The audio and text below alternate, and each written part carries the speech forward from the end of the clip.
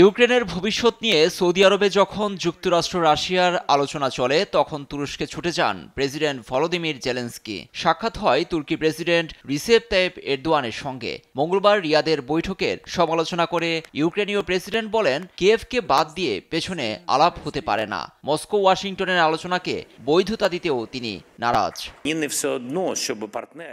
আপনারা যে কোনো বিষয়ে আলোচনা করতে পারেন, কিন্তু ইউক্রেনে কিভাবে যুদ্ধ শেষ হবে কিয়েভকে বাদ দিয়ে সেই সিদ্ধান্ত নেওয়া যাবে না। সৌদি আরবে আলোচনায় আমাদের রাখা হয়নি, এতে শুধু আমরাই না অনেকেই অবাক হয়েছে। আমাদের উদ্দেশ্য সৎ, কিন্তু কোনো কাকতালীয় ঘটনা চাই না।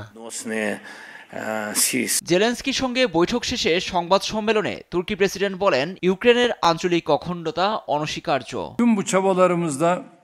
গেল ৩ বছর কূটনৈতিক পথ অনুসরণ করছি। আগামীতে রাশিয়া, ইউক্রেন ও যুক্তরাষ্ট্রের মধ্যে আলোচনায় তুরস্ক আদর্শ আয়োজক হতে পারে। জেলেনস্কির সঙ্গে আলোচনার সময় আমি তার দেশের আঞ্চলিকতা, অখণ্ডতা, সার্বভৌমত্ব ও স্বাধীনতার প্রতি দৃঢ় সমর্থন জানিয়েছি। ওই আলোচনায় আমন্ত্রণ না পাওয়ায় জেলেনস্কির সমালোচনায় বিস্ময় প্রকাশ করেন মার্কিন প্রেসিডেন্ট ডোনাল্ড ট্রাম্প। যুদ্ধের উস্কানি কিয়েভই দিয়েছিল বলে অভিযোগ তুলে তিনি বলেন, দেশটি চাইলে অনেক আগেই এ যুদ্ধের অবসান ঘটত। ইউক্রেনকে সৌদির আলোচনায় না ডাকায় তারা নাকি খুবই আশাহত, কিন্তু গত ৩ বছর ধরে সংকট সমাধানে অনেক সময় পেয়েছিল। প্রাণহানি, ক্ষয়ক্ষতি এড়িয়ে খুব সহজেই নিষ্পত্তি করা যেত, কিন্তু তারা তা করেনি। এখন রাশিয়া যুদ্ধ বন্ধ চাইছে, তা খুবই ইতিবাচক।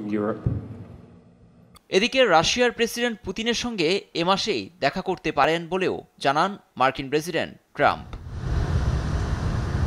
লুৎফর কবির, নিউজ ডেস্ক, দেশ টিভি।